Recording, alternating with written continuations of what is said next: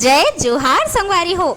आवो आज आप मल्ला हमर नानकुन गांव के माता शीतला के दर्शन करावत हन, काबर की आज हवे जुड़वास जिला माता पहुंचौनी घलो कथे। जुड़वास के ये पावन पर्व में होवत हावे सेवा, जेन हा लोकगीत के श्रेणी में आथे और जम्मो नर नारी मन हा एकर आनंद उठाथे।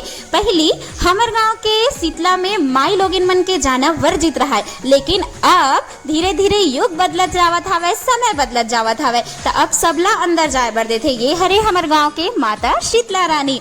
और संगवारी हो, जम्मो झन अपन स्वेच्छा अनुसार सुंदर दार चाउर नून मिर्चा धर के माता शीतला में चढ़ाथे और सबो झन अभी सुघर सेवा के आनंद लेवत हावे। तब मैं काबर पीछे रही सकथो, मैं हा गुनगुनोनी साथ सेवा के आनंद लेवत हूँ।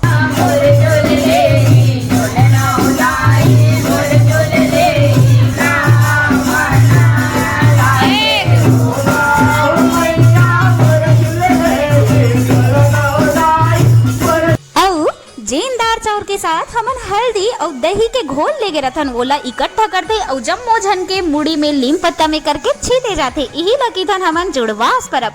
काकर काकर गांव में ये ला मनाए होते मन बताओ कमेंट करके। वैसे छत्तीसगढ़ के अधिकांशतः सब जगह ये परब ला मनाए जाते और ये होते शीतलता के प्रतीक।